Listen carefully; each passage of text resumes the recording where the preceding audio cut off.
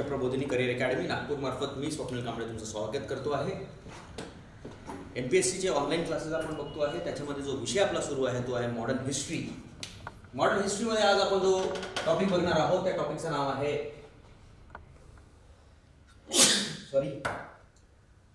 त्याचं नाव आहे भारतातील वर्तमानपत्रांचा विकास। वर्तमानपत्रांचा विकास हा टॉपिक आपण बघणार आहोत। भारतातील वर्तमानपत्रांचा विकास। सो मित्रांनो, हा खूप इम्पॉर्टंट टॉपिक आहे जो आपण आज कव्हर करणार आहोत आणि याच्यामधल्या अनेक गोष्टी आपण बघणार आहोत। ठीक आहे। सो सगळ्यांना माहिती आहे, सो सर्वात इंग्रज पहिले येणारे जे इंग्रज होते आपल्या भारतात जे आले, पोर्तुगीज होते ते। ठीक आहे। पहिले युरोपियन जे भारतात आले ते युरोपियन पोर्तुगीज होते। हे पोर्तुगीज इथे आले आणि हे कुठे ना हळूहळू जे आहे गोवाला सेटल डाऊन झाले। गोवाला हे सेटल झाले। गोवामध्ये यांनी आपल्या मिशनरीज सेटअप केल्या। त्या मिशनरीजद्वारे ख्रिश्चन धर्माचा प्रचार प्रसार होत होता। त्या मिशनरीजद्वारे जे आहे ख्रिश्चन धर्माचा प्रचार प्रसार होत होता आणि त्यांनी इथे बायबल छापायचं कार्य सुरू केलं।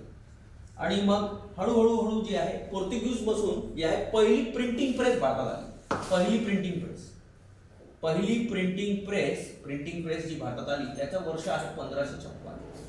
1556च्या काळामध्ये ही प्रिंटिंग प्रेस आली मित्रांनो। आणि फादर कॅस्पर केलिझो यांचं नाव आहे, फादर कॅस्पर केलिझो यांच्याद्वारे ही प्रिंटिंग प्रेस आणण्यात आली। कालांतराने हे प्रिंटिंग प्रेसद्वारे जे आहे बायबलच्या गोष्टी वगैरे छापण्यात आल्या आणि जे आहे प्रिंटिंग करून जे आहे ते त्याचा प्रचार यांनी सुरू केला, कॅस्पर केलिझो। हळूहळू ही जी प्रिंटिंग प्रेसची जी टेक्नॉलॉजी आहे, ही प्रिंटिंग प्रेसची टेक्नॉलॉजी ही पोहोचली बॉम्बेला। बॉम्बे प्रांतामध्ये ही टेक्नॉलॉजी पोहोचली। बॉम्बे प्रांतामध्ये जरी ही टेक्नॉलॉजी पोहोचली असेल, प्रिंटिंग वगैरे सुरू असेल, 1650च्या काळामध्ये ही प्रिंटिंग टेक्नॉलॉजी बॉम्बे प्रांतात पोहोचली। जरी ही पोहोचली असेल तरीही मित्रांनो 100 वर्ष अजूनही वर्तमानपत्र भारतात सुरू झाले नाही। बोलण्याचा तात्पर्य हा आहे की प्रिंटिंग प्रेस भारतामध्ये आलेली आहे, पण वर्तमानपत्रांचं प्रिंटिंग अजूनही भारतात आलं नाही। वर्तमानपत्रांचं जे भारतात जे आपण वर्तमानपत्र बघू शकतो, जो पहिला वर्तमानपत्र आम्हाला बघायला भेटतो त्याचं नाव आहे द बंगाल गॅझेट। हा जो वर्तमानपत्र आहे द बंगाल गॅझेट, हा मित्रांनो जेम्स ऑगस्टा हिकी यांचा हा वर्तमानपत्र आम्हाला बघायला भेटतो, द बंगाल गॅझेट। हे आयर्लंडचे राहणारे आहेत, आयरिशमॅन आहेत, आयर्लंडचे राहणारे आहेत। आणि हे जेम्स ऑगस्टा हिकी जे आहे हे आपला द बंगाल गॅझेट प्रसिद्ध करून राहिले आहे। द बंगाल गॅझेट प्रसिद्ध होऊन राहिला आहे। हा पहिला वर्तमानपत्र आहे आणि हा जो बंगाल गॅझेट आहे मित्रांनो हा 1780 मध्ये प्रसिद्ध होऊन राहिला आहे। आणि 1780 मध्ये हा भारताचा पहिला वर्तमानपत्र आहे, the Bengal gazette by James Augusta Hicky. आणि तुम्हाला सर्वांना माहिती आहे त्यावेळेस शासन कोणाचं होतं? ईस्ट इंडिया कंपनीचं शासन। दी बंगाल गॅझेट भारताचा पहिला वर्तमानपत्र कलकत्तातून प्रसिद्ध झाला। इंग्लिश भाषेमध्ये होता। दी बंगाल गॅझेट कलकत्तामधून प्रसिद्ध झाला, इंग्लिश भाषेमध्ये होता। 1780 ला जेम्स ऑगस्टा हिकी यांनी प्रसिद्ध केला। हा भारताचा पहिला वर्तमानपत्र। या वर्तमानपत्रांनी, या दी बंगाल गॅझेटनी ईस्ट इंडिया कंपनीच्या करप्शन बद्दल काही माहिती जी आहे वर्तमानपत्रात लिहिण्यास सुरुवात केली। करप्शन जे काही घपले वगैरे ईस्ट इंडिया कंपनी करत होती त्या घपल्यांबद्दल इन्फॉर्मेशन जी आहे या वर्तमानपत्रांतून जी आहे प्रसिद्ध झाली। आणि म्हणून तुम्हाला सर्वांना माहिती आहे हा जो काळ आहे हा वॉरन हास्टिंग्सचा काळ आहे, लॉर्ड वॉरन हास्टिंग्स, बरोबर आहे। सो मित्रांनो, वॉरन हास्टिंग्सनी काय केलं? 2 वर्षानंतर या वर्तमानपत्राला बंद करून टाकलं। सो 2 वर्षानंतर जो आहे हा वर्तमानपत्र वॉरन हास्टिंग्स यांनी जो आहे हे गव्हर्नर जनरल ऑफ बंगाल आहेत, बंगालचे गव्हर्नर जनरल आहेत आणि यांनी जे आहे हे जे वर्तमानपत्र आहे याला बंद करून टाकलं। सो भारताचा पहिला वर्तमानपत्र कोणतं आहे? दी बंगाल गॅझेट आहे। याची स्थापना कोणी केली होती? जेम्स ऑगस्टा हिकी यांनी केली होती। ही जे वर्तमानपत्र आहे ही काय करायची? हे वर्तमानपत्र जे आहे ईस्ट इंडिया कंपनीबद्दल माहिती द्यायची, करप्शन घोटाळेबद्दल उजागर केलं या जेम्स ऑगस्टा हिकीच्या न्यूजपेपरने। म्हणून याला 2 वर्षांमध्ये वॉरन हास्टिंग्स यांनी बंद करून टाकलं। सो इथपर्यंत डेटा क्लिअर झालेला आहे? अजून काही डाऊट आहे याच्यामध्ये? Yes, very good morning to all once again. ठीक है, चलो आगे बढ़ेंगे। सो मित्रांनो, अशा पद्धतीने ज्या सगळ्या गोष्टी आहेत ते सुरू होत्या. नंतर मद्रास कुरिअर 1784 ला एक पेपर स्थापित झाला. Madras courier, just a minute. 1784 ला मद्रास प्रांतामध्ये मद्रास कुरिअर हा पेपर प्रसिद्ध झाला. हा मद्रास प्रांतातला पहिला पेपर आहे. त्याच्यानंतर मित्रांनो 1789 ची गोष्ट आहे. 1789 बॉम्बे हराल्ड. 1789 बॉम्बे हराल्ड हा बॉम्बे प्रांतातला पहिला वर्तमान पेपर आहे. बॉम्बे हराल्ड हा बॉम्बे प्रांतातला पहिला पेपर आहे. बॉम्बे हराल्ड. आणि बॉम्बे हराल्ड जो आहे हा जो आहे त्याच्यानंतर जो आहे त्याचं नाव बदलण्यात आलं. त्याच्यानंतर याला जे आहे बॉम्बे हराल्डच्या जागेवर मुंबई हराल्ड पण म्हटलं गेलं. सो हे जे वर्तमानपत्र आहे हे बॉम्बे हराल्ड हा बॉम्बे प्रांतातला वर्तमानपत्र आहे. तुम्ही मित्रांनो बघू शकता बॉम्बे प्रांतामध्ये, मद्रास प्रांतामध्ये, त्याच्यानंतर तुम्ही बघू शकता कलकत्ता बंगाल प्रांतामध्ये तुम्ही हे वर्तमानपत्र बघू शकता. त्याच्याने तुम्हाला समजायला येत असेल मित्रांनो, हेच ते ठिकाण आहे जिथे लोकांमध्ये मोठ्या प्रमाणात क्रांती जी आहे निर्माण झालेली आहे. आणि इथे तुम्ही अजूनही बघू शकता की पाश्चिमात्य खूप जबरदस्त पद्धतीने म्हणजे पसरलं. आणि तुम्ही इथे बघू शकता इथे लोकांमधले जे वैचारिक जे दृष्टिकोन आहे बघा, इंग्रज जिथपर्यंत पोहोचले ना तिथपर्यंत विचारांची जी आहे खूप मोठं डेव्हलपमेंट झालंय. इंग्रज जिथपर्यंत नाही पोहोचले ज्या ज्या ठिकाणी तिथपर्यंत लोकांचे विचार अजूनही रूढी राहिले. ठीक आहे. इंग्रज मोठ्या प्रमाणात बंगालमध्ये राहिले म्हणून बंगालच्या लोकांमध्ये क्रांती निर्माण झाली. इंग्रज जे आहे बॉम्बेला राहिले, इंग्रज जे आहे दिल्लीला राहिले.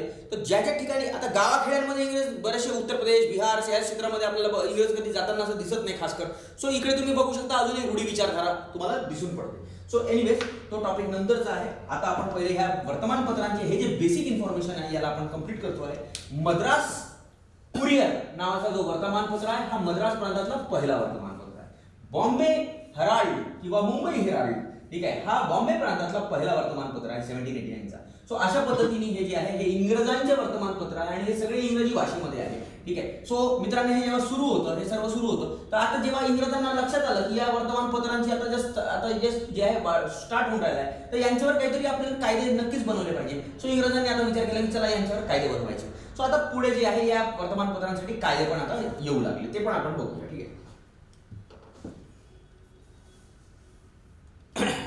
सो पहिला ऍक्ट जो आपण बघतो याच्यामध्ये पहिला ऍक्ट तो आपण बघतो censorship act of 1799. Censorship act of 1799 बघूया आपण.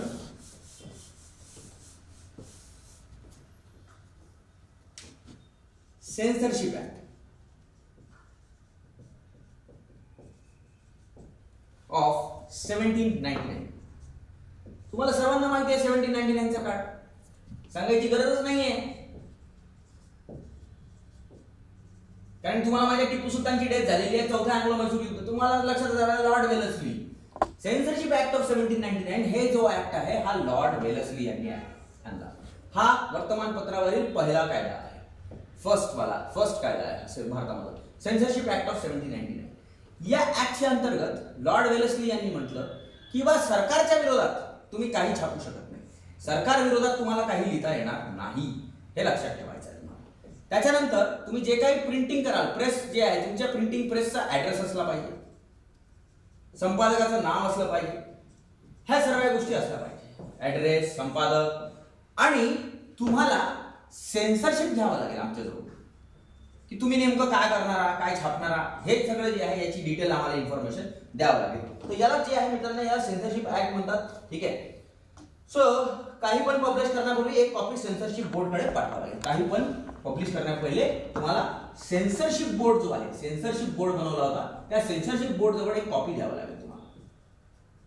तो हा जो आहे हा सेन्सरशिप ऍक्ट ऑफ 1799 आहे आणि हा लॉर्ड वेलस्लीनी आणलेला कायदा आहे, लक्षात ठेवायचं तुम्हाला. तो अशा पद्धतीने जे आहे मित्रांनो तुम्ही बघू शकता की वर्तमानपत्रांवर जो आहे पहिला कायदा भारतात बनलेला आहे, ज्याचं नाव आहे censorship act of 1799. Very very important. So हा जो कायदा आहे अनेक वर्ष हा राहिला आणि जसं की तुम्हाला मी आधी पण सांगितलं होतं 1818 ला जे आहे 1818 ला जे आहे हा कायदा जो आहे लॉर्ड हॅस्टिंग्स यांनी संपुष्टात आणला. लॉर्ड हॅस्टिंग्स, मार्केस ऑफ हॅस्टिंग्स वाचलेला आहे आपण. सो लॉर्ड हॅस्टिंग्स यांनी हे जे बंधनं लावले होते, हे बंधनं जे आहे लॉर्ड हॅस्टिंग्स यांनी जे आहे समाप्त केले. आणि लॉर्ड हॅस्टिंग्सचा जो आहे मोठा रोल आहे याच्यामध्ये, आणि लॉर्ड हॅस्टिंग्सनी हा जो कायदा आहे हा रद्द करून टाकला. त्यामुळे जे आहे त्याच वर्षी जे आहे जो आहे तुम्ही बघू शकता की पहिला वर्तमानपत्र जो आहे भारतात रिलीज झालेला आहे. सो भारतीयांचा पहिला वर्तमानपत्र,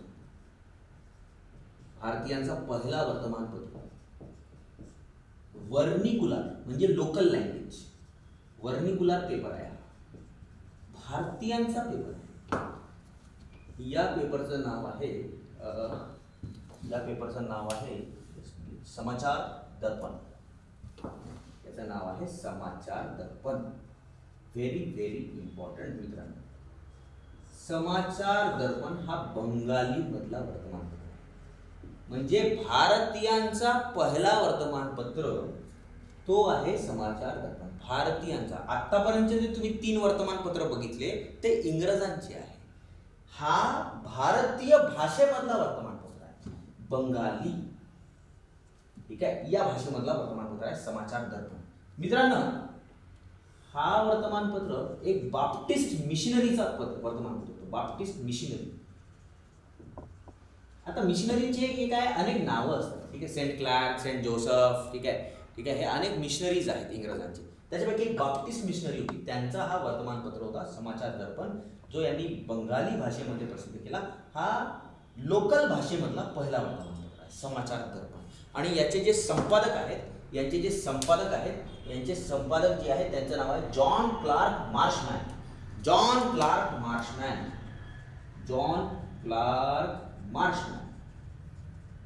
हे नाव आहे.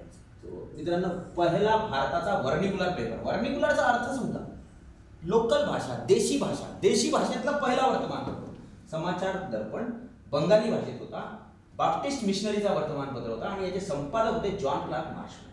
ठीक आहे, सो इथपर्यंत क्लिअर आहे तुम्हाला? इथपर्यंत डिटेल्स समजल्या, वर्तमानपत्रांची डिटेल्स समजलेली आहे इथपर्यंत? येस.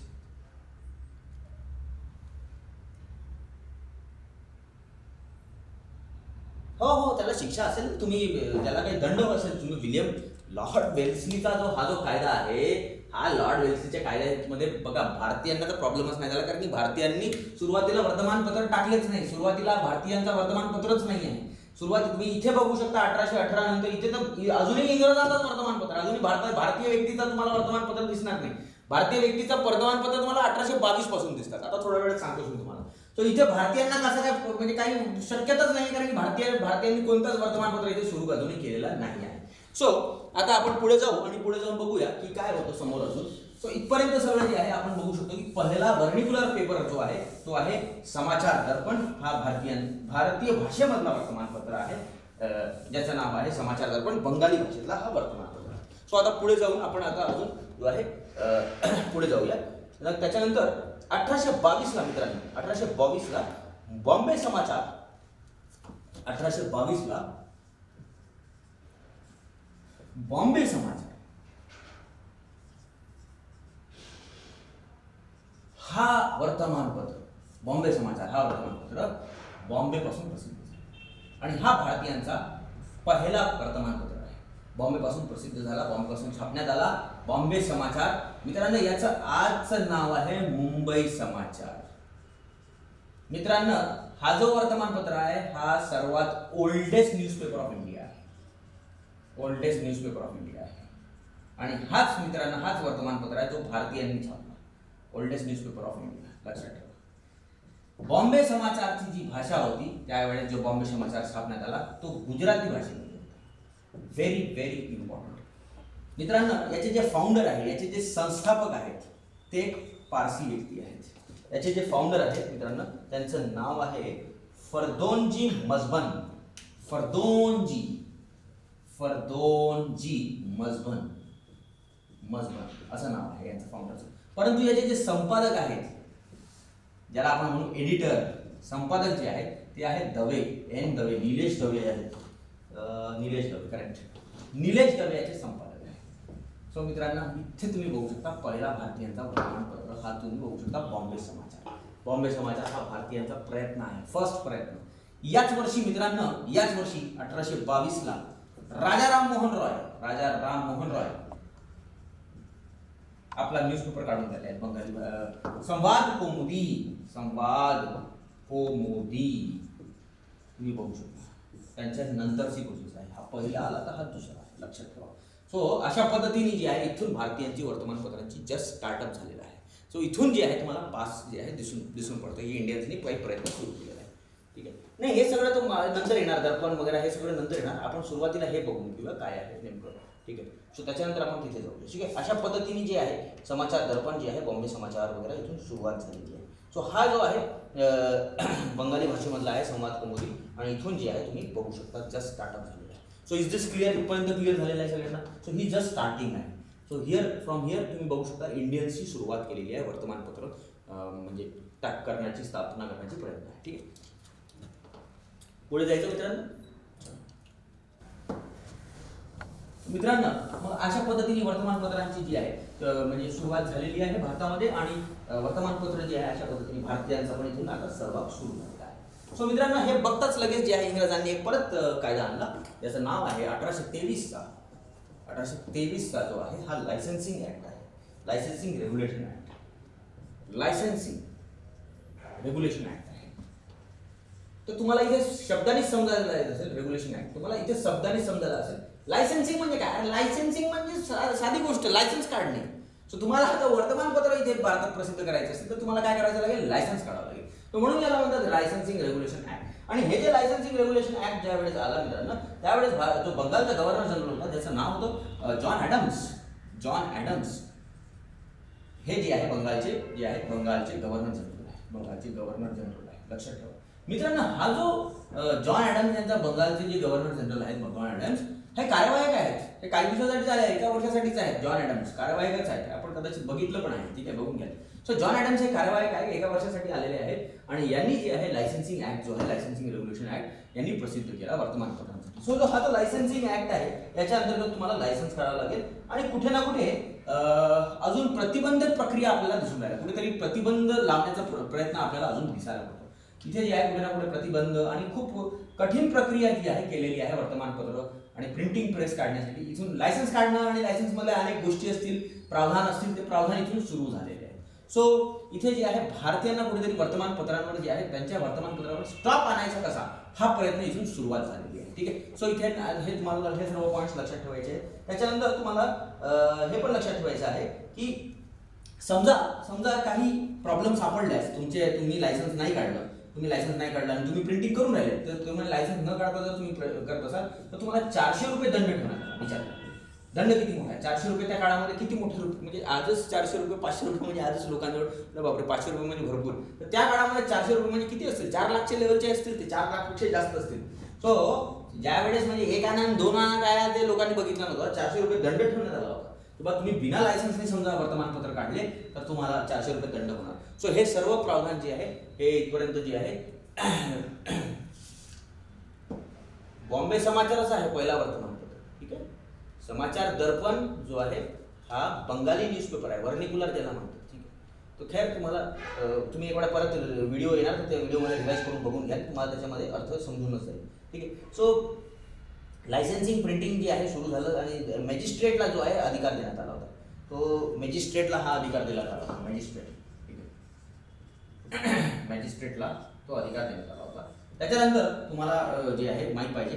ठीक आहे. मॅजिस्ट्रेटचा तो अधिकार होता, मॅजिस्ट्रेट जवळ तो अधिकार देण्यात आला होता. त्याच्यानंतर तुम्हाला अजून माहीत पाहिजे की जे आहे गव्हर्नर जनरल जो असेल, गव्हर्नर जनरल हा विदाउट एनी रिझन, काहीच कारण नसताना, कारण नाही ना काही नाही, त्याला असं वाटलं रे चलो भाई रद्द करू तर रद्द करू शकतो तुमचा वर्तमानपत्र. तर एवढं सगळं प्रावधान जे आहे लायसन्सिंग रेग्युलेशन ऍक्ट मध्ये जॉन ॲडम्सच्या काळामध्ये टाकण्यात आलं. मी परत एक वेळा रिवाइज करून देतो आहे, कन्फ्युजन नको आहे. भारतीयांच्या भाषेमधला व्हर्निक्युलर लँग्वेज मधला जो पहिला व्हर्निक्युलर म्हणजे देशी भाषेतला वर्तमानपत्र जो आहे तो आहे समाचार दर्पण. हा त्याच्यानंतर तुम्हाला लक्षात ठेवायचं आहे समाचार दर्पण हा बंगाली भाषेतला, हा बंगाली लोकल भाषेमधला पहिला वर्तमानपत्र आहे. त्याच्यानंतर भारतीयांनी जो पहिला प्रयत्न केला वर्तमानपत्राचा त्याचं नाव आहे बॉम्बे समाचार. हा भारतीयांचा पहिला प्रयत्न आहे. हा भारतीयांचा पत्र, हा भारतीयांनी प्रयत्न नाही केला आहे, हा बाप्टिस्ट मिशनरीचा आहे, परंतु भाषा कोणती आहे? बंगाली आहे. तर म्हणून याला तुम्ही म्हणाल की लोकल देशी भाषेमधला पहिला वर्तमानपत्र, बॉम्बे समाचार भारतीयांचा पहिला वर्तमानपत्र. चला ठीक, नेक्स्ट. काही त्याच्यात खूप मोठी गोष्ट नाहीये, कन्फ्युज होण्यासारखं काही नाहीये. तो भाषा, हा भाषा भारतीय भाषामधला वर्तमानपत्र आहे आणि हा भारतीयाचा वर्तमानपत्र आहे. ठीक आहे, चलो नेक्स्ट आता आपण बघूया गव्हर्नर जनरल आणि जे आहे याच्यामुळे हे सगळे प्रावधान लायसन्सिंग रेग्युलेशन ऍक्ट मध्ये टाकण्यात आले होते. ठीक आहे, सो लायसन्सिंग रेग्युलेशन ऍक्ट मध्ये सगळ्या गोष्टी टाकण्यात आल्या मित्रांनो. आणि मित्रांनो जे आहे या सर्व याच्यामुळे मित्रांनो जो राजाराम मोहन रॉय चा राजाराम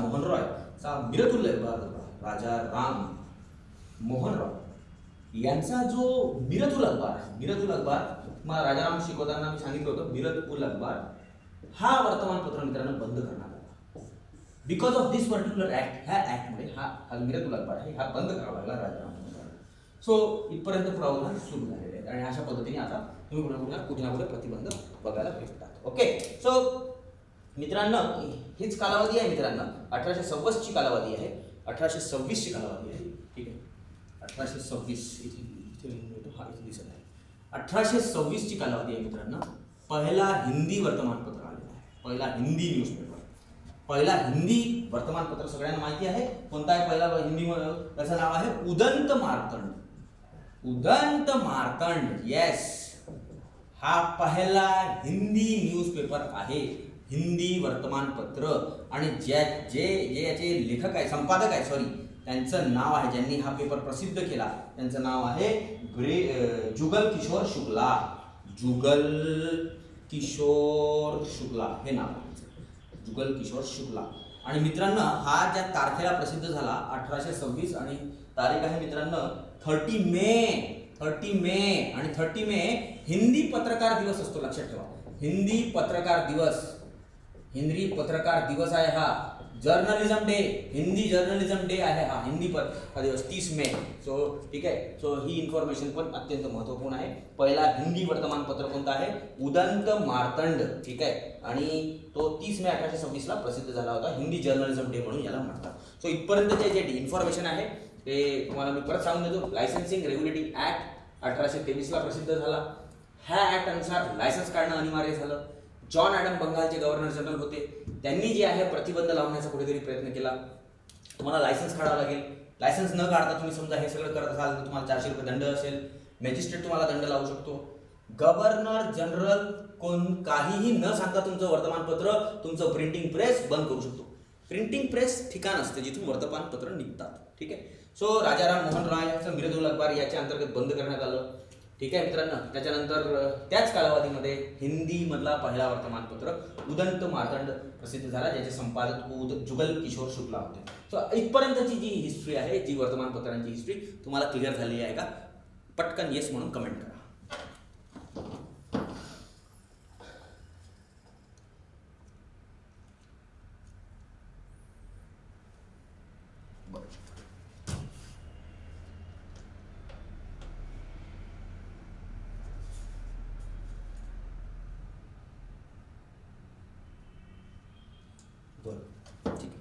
सो मित्रांनो, सो इथपर्यंत हे लायसन्सिंग ऍक्ट वगैरे जे आहे ह्या सगळ्या गोष्टी घडत होत्या.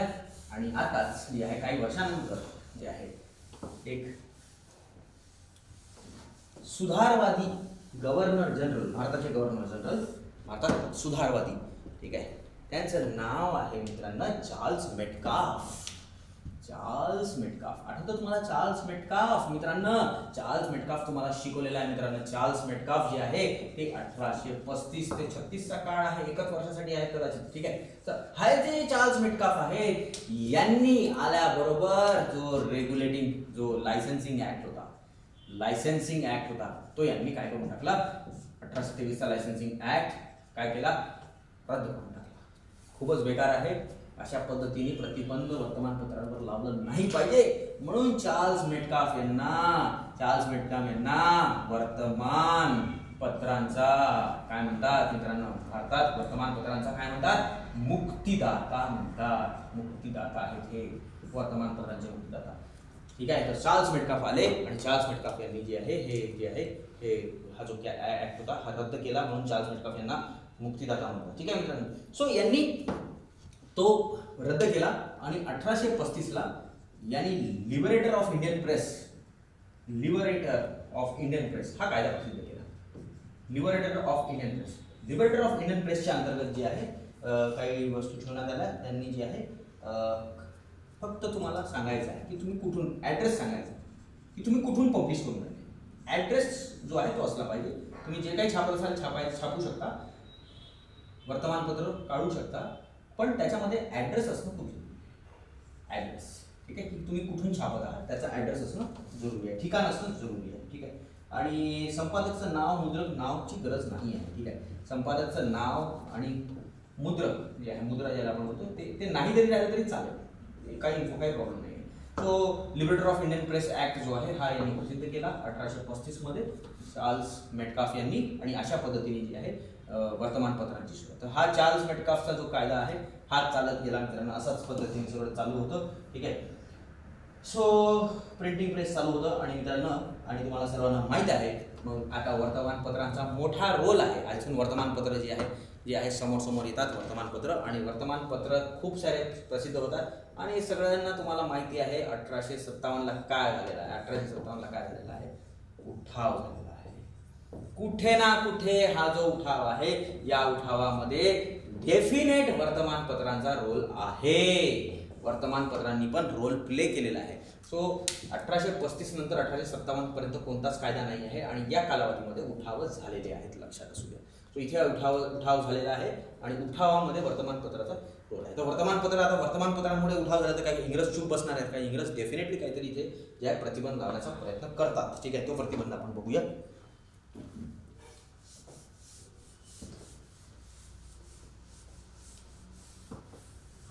1857 मध्ये इंग्रजांनी जे आहे लायसेन्सिंग ऍक्ट ऑफ 1857 प्रसिद्ध केलं. लायसेन्सिंग ऍक्ट ऑफ 1857 प्रसिद्ध झालं, आणि लायसेन्सिंग ऍक्ट ऑफ 1857च्या अंतर्गत जे आहे अजून काही प्रतिबंध जे आहे चालू केले त्यांनी, ठीक आहे. तुम्हाला जे आहे त्याच्यामध्ये तुम्हाला लायसन्स काढावं लागेल, आणि सेम प्रमाणे तुम्हाला सगळं काही ॲड्रेस, ठीक आहे, मुद्रक वगैरे सगळं काही लिहावं लागेल. त्याच्यानंतर नाव, कोण छापत आहे वगैरे सगळं लिहावं लागेल. त्याच्यानंतर गव्हर्नर जनरल जो आहे हा कधी पण जो आहे तुमचं वर्तमानपत्र, गव्हर्नर जनरल तुमचं वर्तमानपत्र काय करू शकतो, रद्द करू शकतो. हे सगळे प्रावधान परत टाकण्यात आले. त्याच्यानंतर जे आहे या वेळेस तुम्हाला माहिती आहे आयपीसी आलेले आहे. आयपीसी काय असतं आयपीसीचं फुल फॉर्म काय आहे? आयपीसी आणि सीआरपीसीचं फुल फॉर्म काय आहे सांगा बरं. जर आयपीसी आणि सीआरपीसीचं फुल फॉर्म काय आहे? चला कोणाला माहिती आहे कमेंटमध्ये सांगा. आयपीसी आणि सीआरपीसीचा full form anyone from the class? कोणी आहे ज्यांनी PSIची तयारी केली भयानक आणि त्याला आयपीसी आणि सीआरपीसीचा फुल फॉर्म माहिती आहे? कोणीच नाही. Indian penal code. चला व्हेरी गुड. सीआरपीसी कोणी सीआरपीसी सांगू शकेल मला?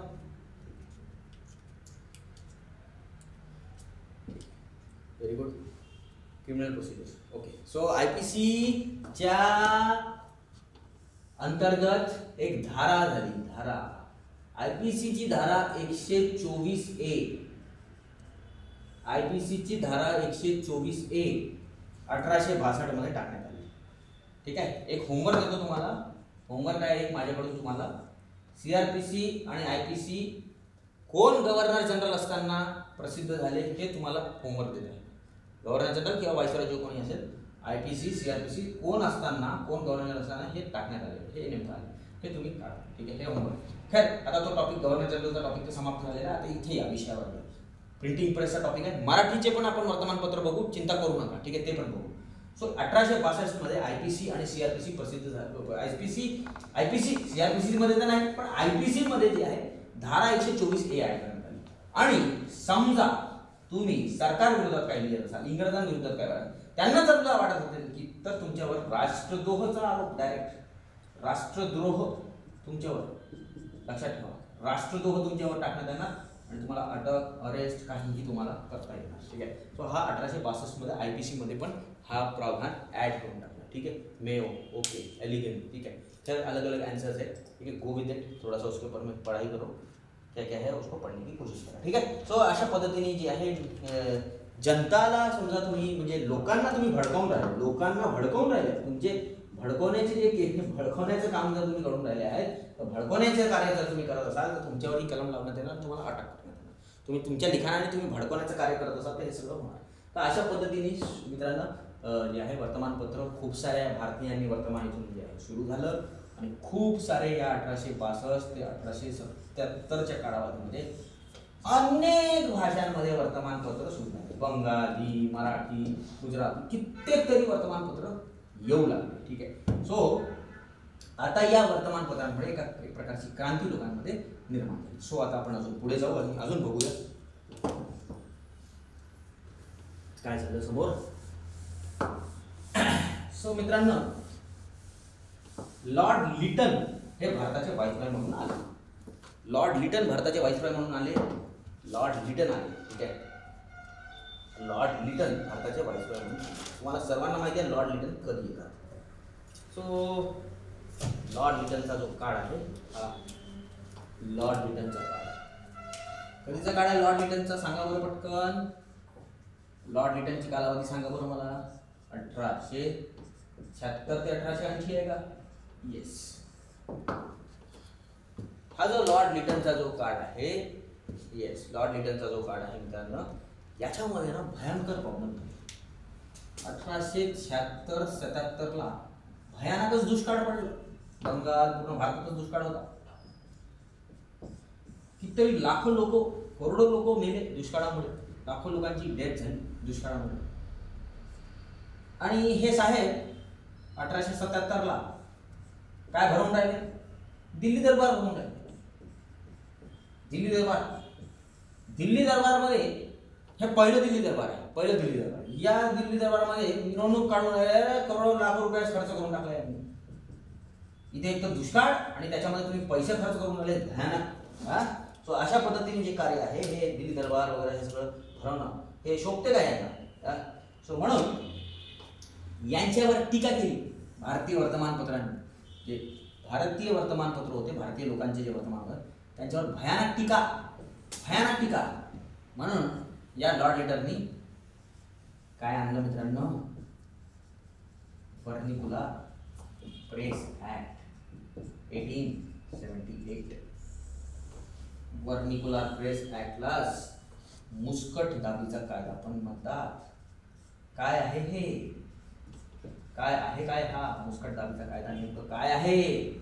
वर्निकुलर म्हणजे देशी भाषा. परत सांगतो, वर्निकुलर. अरे देशी भाषा कोणत्या? अरे बंगाली, गुजराती, मराठी, तेलुगू, तामिळ हे सगळे देशी भाषा आहेत ना या देशाच्या. आमची, मला कोणी विचारलं सर तुमची वर्निकुलर लँग्वेज सांगा, तर मी सांगेल माझी वर्निकुलर देशी भाषा मराठी आहे बा. वर्निकुलर म्हणजे माझ्या महाराष्ट्राची देशी भाषा मराठी आहे. कोणी तामिळनाडूमध्ये जाईल आणि म्हणेल वर्निकुलर, मदर टंग नाही. मदर टंग वेगळं असतं. मदर टंग म्हणजे तुमची मातृभाषा आणि वर्निकुलर भाषामध्ये फरक आहे. वर्निकुलर म्हणजे त्या एरियाची लोकल भाषा. जितक्या पण लोकल भाषा आहेत मध्ये, लोकल भाषेमध्ये वर्तमानपत्र आहेत. बंद, सब एंड करो, खतम करो. सो वर्निकुलर प्रेस ऍक्ट आला आणि वर्निकुलर प्रेस ऍक्ट 1878 ला आला. मुस्कट दाबीचा कायदा म्हणतात, बंद कर दिया. और इसी को यालाच गॅगिंग ऍक्ट पण म्हटलेलं आहे. गॅगिंग ऍक्ट पण म्हणतात मित्रांनो, यालाच लक्षात ठेवा. सो हे जे आहे हा वर्निकुलर प्रेस ऍक्टवर अनेक वेळा जो आहे मित्रांनो प्रश्न विचारलेले आहेत. कितीतरी प्रश्न या वर्निकुलर प्रेस ऍक्टवर विचारलेले आहेत. ठीक आहे. आणि या वर्निकुलर प्रेस ऍक्टने काय केलं? भेदभाव सुरू झाला इथे. इंग्लिश भाषा मध्ये तुम्ही ठेवू शकता भाषा. इंग्लिश भाषेत तुमचं वर्तमानपत्र राहील आणि तुमची जी देशी भाषा आहे, देशी भाषेत तुमचं वर्तमानपत्र नाही राहू शकत. तर इथून जे आहे भेदभाव सुरू होतो, इंग्लिश भाषा आणि देशी भाषा. मित्रांनो, तुम्हाला सगळ्यांना माहिती आहे की अनेक वर्तमानपत्र या वर्निकुलर प्रेस ऍक्टमुळे बंद झाले.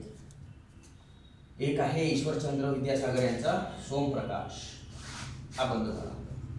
सोमप्रकाश हे बंद करणार होता. त्याच्यानंतर तुम्हाला ढाका प्रकाश हा बंद झाला.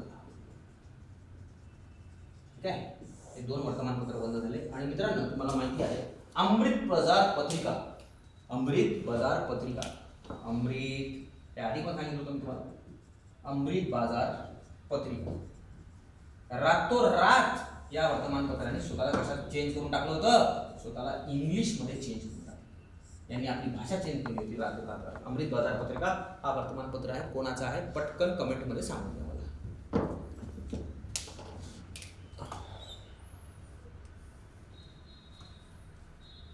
कोणाचा आहे अमृत बाजार पत्रिका?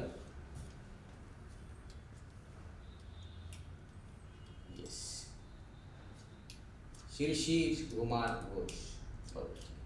सो हा जो वर्निकुलर प्रेस ऍक्ट आहे मित्रांनो, हा वर्निकुलर प्रेस ऍक्ट हा 1882 ला लॉर्ड रिपन यांनी रद्द केला. लॉर्ड रिपन ते व्यक्ती आहे ज्यांनी हा वर्निकुलर प्रेस ऍक्ट रद्द केला. ठीक आहे. So this is the basic information. ठीक आहे. ही सर्व डिटेल ही इन्फॉर्मेशन तुमच्याजवळ असली पाहिजे. वर्तमानपत्रांच्या बद्दल आपण माहिती बघतोय मित्रांनो, आणि एवढी इन्फॉर्मेशन तुमच्याजवळ असली पाहिजे. याहून जास्ती जर तुम्ही स्वतः स्वबळावर प्रयत्न करत असाल आणि अजून माहिती काढत असाल तर खूपच चांगली गोष्ट आहे, लक्षात ठेवा. ठीक आहे. सो अशा पद्धतीने जे आहे त्या काळामध्ये सगळं सुरू होतं मित्रांनो. कर्जांचा काळ होता. कर्जांचा तुझं नाव एबीपी न्यूज बघा. ठीक आहे. सो एनिवेज इथपर्यंत तुम्ही पोहोचले. ठीक आहे. 1908 ची गोष्ट आहे.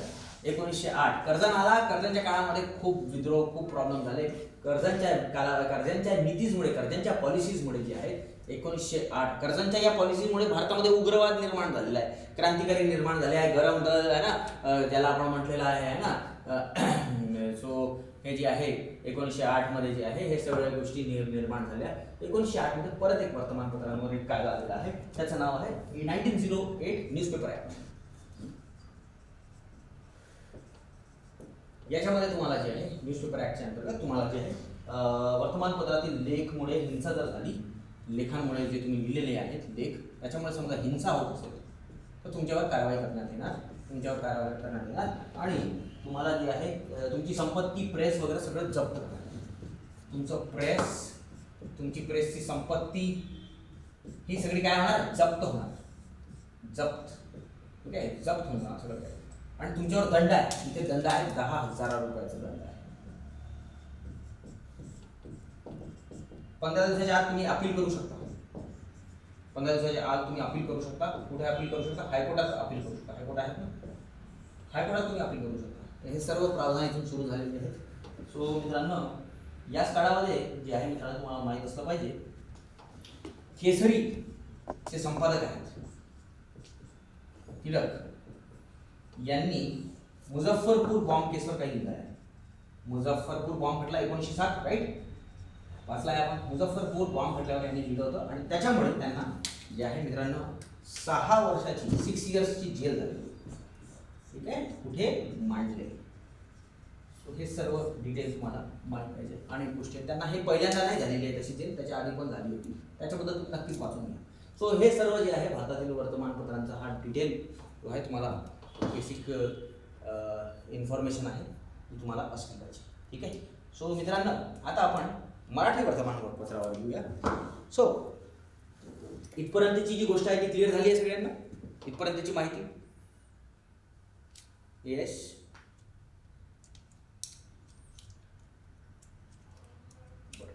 ठीक. सो आता हे सगळं सुरू होतं. आता महाराष्ट्रामध्ये पण जे आहे मराठी वर्तमानपत्रांना पण जे आहे वाव भेटत होता आणि मराठी वर्तमानपत्र पण जे आहे मोठ्या प्रमाणात जे आहे त्यांचा पण विकास होत होता. मराठी वर्तमानपत्र पहिलं मराठी भाषेतील वर्तमानपत्र जे होतं मला सगळ्यांना माहीतच असेल, मला असं वाटते. त्याचं नाव आहे दर्पण आहे ना मित्रांनो. तुमचं नाव आहे दर्पण. कधीचं आहे मित्रांनो दर्पण? दर्पण आहे 1832.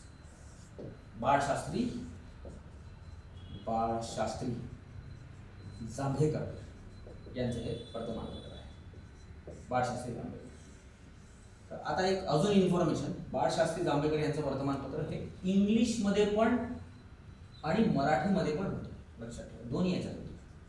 मराठी भाषेत आणि इंग्लिश भाषेत दोन्ही याच्यात होतं. मित्रांनो यांना बाळशास्त्री जांभेकर यांना जे आहे फादर ऑफ मराठी जर्नलिझम पण म्हणतात. ठीक आहे. Father of Marathi journalism.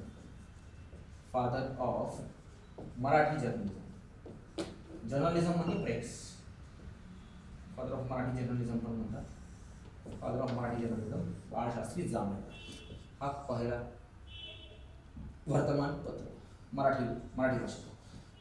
हा एक साप्ताहिक होता, हे पण लक्षात ठेवा.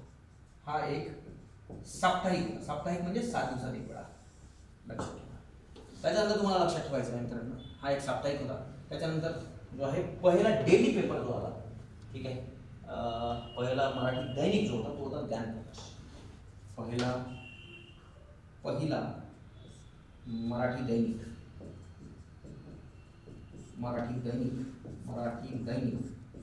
म्हणजे म्हणते डेली वाला, तो होता हा गुण आहे दर्पण, तो होता ज्ञानप्रकाश. ज्ञानप्रकाश जो आहे हा, आणि पहिला मासिक, पहिला मराठी मासिक, हा चेक करून घ्या, दिग्दर्शक.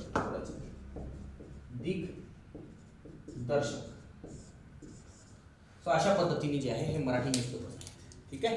तर ही मराठी पेपर्सची माहिती आहे. पहिला मराठी हा वर्तमानपत्राचा प्रयत्न बाळशास्त्री जांभेकर यांच्याद्वारे बायलँग्वेज आहे, इंग्लिश आणि मराठी दोन्ही याच्यात आहे. यांना 1832 दर्पण, आणि म्हणून यांना फादर ऑफ मराठी जर्नलिझम म्हणतात. हे साप्ताहिक होता. साप्ताहिक म्हणजे 7 दिवसात एक वेळा, ठीक आहे. पहिला मराठी दैनिक डेली जो आहे तो ज्ञानप्रकाश आहे, आणि पहिला मराठी मासिक दिग्दर्शक जो आहे, मासिक म्हणजे मन, ठीक आहे. एक असते पाक्षिक पण असते. पाक्षिक म्हणजे माहिती आहे, पाक्षिक म्हणजे 15 दिवसात 15 डेज म्हणून एक वेळा. तर इथपर्यंतची जी बेसिक इन्फॉर्मेशन आहे ती तुम्हाला मी सांगितली आहे वर्तमानपत्रांबद्दल. आजची काय परिस्थिती आहे, आज वर्तमानपत्रांची काय परिस्थिती आहे. सो आजची काय परिस्थिती आहे याचा नक्कीच तुम्ही अभ्यास करा, आणि नक्कीच press trust of India, PTI ज्याला आपण म्हणतो. What is PTI, what is press trust of India, ठीक आहे, याच्याबद्दल नक्कीच वाचा. प्रेस ट्रस्ट ऑफ इंडिया आज़ादी के बाद में, स्वतंत्रता प्राप्त झाल्यानंतर काय पोझिशन आहे वर्तमानपत्रांची, कुठून परमिशन घ्यावं लागते, काय प्रोसेस आहे. प्रेस ट्रस्ट ऑफ इंडिया वर्तमानपत्र हा जो भाग आहे हा राज्य सूचीमध्ये आहे की हा केंद्र सूचीमध्ये आहे याचा पण नक्कीच अभ्यास करा, ठीक आहे. हे तुमचं कार्य आहे, ठीक आहे. सो जिथपर्यंत जे बेसिक इन्फॉर्मेशन द्यायची होती ती मी तुम्हाला दिलेली आहे. ही इन्फॉर्मेशन पण खूप इम्पॉर्टंट आहे, इथून अनेक प्रश्न आलेले आहेत. So is is clear to you, इथपर्यंत क्लिअर आहे सगळ्यांना? गुड, छान मित्रांनो. सो या व्यतिरिक्त काही प्रसिद्ध वर्तमानपत्र झाले आपल्या देशामध्ये, काही प्रसिद्ध नेत्यांचे वर्तमानपत्र होते, त्याच्याबद्दल एक थोडासा आपण बघून घेऊया पटकन, आणि त्याला फिनिश करून टाकूया, या टॉपिकला फिनिश करून टाकूया. सो मित्रांनो, वर्तमानपत्रांची बेसिक इन्फॉर्मेशन घेऊया आपण. सो एम के गांधीची आहे वर्तमानपत्र मित्रांनो. यंग इंडिया, नवजीवन, आयोगाने प्रश्न विचारलेला आहे मित्रांनो, आणि हरिजन हा शेवटमध्ये त्यांनी बोलला, कदाचित 1832, आणि हे आधीच काढलेले आहे 1819 कदाचित, 1919 सॉरी, 1832 नाही, 1932 आणि 1919. आणि त्यांनी एक पेपर प्रसिद्ध केला होता साऊथ आफ्रिकामध्ये पण त्यांचा एक पेपर प्रसिद्ध झाला होता, तो मी आधी तुम्हाला सांगितलेला आहे. गांधीजींचा हा वर्तमानपत्र लक्षात ठेवायचं मित्रांनो. Doctor B.R. Ambedkar, doctor Babasaheb Ambedkar यांचं वर्तमानपत्र आहे. येस, काय नाव आहे, प्रसिद्ध मूक नायक यांची डिटेल जी आहे तुम्ही पूर्ण डिटेल ॲनालिसिस करून वाचून घ्या, खूप इम्पॉर्टंट आहे. मूक नायक लक्षात ठेवा. त्याच्यानंतर तुम्हाला लक्षात ठेवायचं आहे अबुल कलाम आझाद, ठीक आहे. एक जस्ट एक ब्रीफिंग देतो आहे तुम्हाला, खूप पूर्ण नाही लिहिलं, जितके म्हणजे होऊ शकतात आता सद्यस्थितीला. अबुल कलाम आझादचं वर्तमानपत्र आहे अल हिलाल, हे पण खूप इम्पॉर्टंट आहे, अल हिलाल, ठीक आहे. जवाहरलाल नेहरूचा पण आहे, जवाहरलाल नेहरूचा आहे नॅशनल हराल्ड आहे का? येस, नॅशनल हराल्डच आहे. नॅशनल हराल्ड त्यांच्या वडिलांचा पण एक वर्तमानपत्र आहे.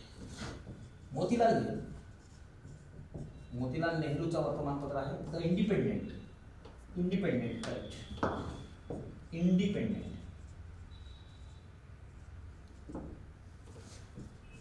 टिळकांचा पेपर आहे लोकमान्य टिळक, मराठा अँड केसरी, ठीक आहे. हे पण काही वर्तमानपत्र आहे. त्याच्या व्यतिरिक्त अजून लक्षात ठेवा, अजून एकदम लक्षात ठेवा, ठीक आहे. दादाभाई नौरोजी, हा तो खूप इम्पॉर्टंट आहे. दादाभाई नौरोजी. रास्तू दफ्तार, रास्तू दफ्तार पारशी भाषा आहे रास्तू दफ्तार, पण प्रसिद्ध पेपर मात्र गुजरातीत होता. ठीक आहे, भाषा याचा अर्थ पारशी आहे. ठीक आहे, पारशी नाव आहे पण पेपर जो आहे हा गुजरातीत होता. ठीक आहे, हे सर्व काही वर्तमानपत्र आहे जे तुम्हाला लक्षात असले पाहिजे. या व्यतिरिक्त अजून लक्षात ठेवा. ठीक आहे, या व्यतिरिक्त लक्षात ठेवा मदन मोहन मालवीयचं लक्षात ठेवून घ्या. हिंदुस्तान, मदन मोहन मालवीय, हिंदुस्तान. सो ह्या पद्धतीने हा टॉपिक जो आहे आपण कंप्लीट केलेला आहे. भारतात वर्तमानपत्राचा विकास. सो इतके होऊ शकतात तितके इम्पॉर्टंट तुम्हाला टॉपिक कंप्लीट करण्याचा प्रयत्न माझा होता. ठीक आहे. सो कारण सध्या सहसा विद्यार्थी इथपर्यंत पोहोचत नाही, थोडंसं वरतून वाचून चाललं जातं. सो जितकं होऊ शकतं तितकं मी तुम्हाला कव्हर अप करण्याचा प्रयत्न केला आहे. सो आता तुमचे काय डाऊट्स असतील मित्रांनो, तुम्ही मला विचारू शकता. काय अजून डाऊट्स आहेत तर जेव्हा पण वेळ काढा भेटेल मी अजून जेव्हा मला वेळ भेटेल मी अजून तुमचे टॉपिक्स क्लिअर करेल येऊन. ठीक आहे, बिलकुल निश्चिंत राहा तुम्ही. जितकं होऊ शकतं तितकं डेफिनेटली आपण टॉपिक्स क्लिअर करण्याचा प्रयत्न करूया. ठीक आहे. सो एनी डाऊट्स अबाउट दिस? काही अजून आहे तर विचारा नक्कीच. काही तुमचे मेसेजेस असतील तर नक्कीच पोहोचवा माझ्यापर्यंत. ठीक आहे, कालचे मेसेजेस मी पूर्ण वाचलेले आहेत. कालचे मेसेजेस माझ्यापर्यंत पोहोचलेले आहेत. ठीक आहे, नोट डाऊन करून ठेवले आहेत. ठीक आहे, अजून काही? येस, एवढेच डाऊट्स आहेत? झालं आहे सगळ्यांचं? ओके, अजून काही विचार असेल तर विचारा. Very good. आणि जसं की मी तुम्हाला सांगितलेलं आहे तशा पद्धतीने प्रयत्न करत राहा. डेली जे आहे सीसॅट डेली सोडवायचं आहे आपल्याला. सीटसॅटचे 2 प्रश्न आणि GSचे जवळपास दररोज 200 प्रश्न आपल्याला सोडवायचे. GSचे दररोज 200 प्रश्न GSचे आणि दररोज सीसॅटचे 1-1 पेपर 2-2 पेपर करायचे आहेत आपल्याला. ठीक आहे. सो अशा पद्धतीने आपल्याला करायचं आहे. सो येस, उद्या कोणता टॉपिक आहे? उद्याला कोणता टॉपिक आहे ते तुम्हाला ॲडमिनिस्ट्रेशन सांगेलच. प्रशासन, तुम्ही प्रशासनाकडून जे तुम्हाला सांगण्यात येणार, जे ॲडमिनिस्ट्रेशन बघतात ते तुम्हाला नक्कीच सांगते उद्या कोणता टॉपिक आहे. ठीक आहे. ओके, आज आपण मग इथे थांबूया आणि आपण नक्कीच नेक्स्ट क्लासमध्ये आपण भेटूया. ठीक आहे, आणि हॅव अ नाईस डे. जय भीम, जय भारत.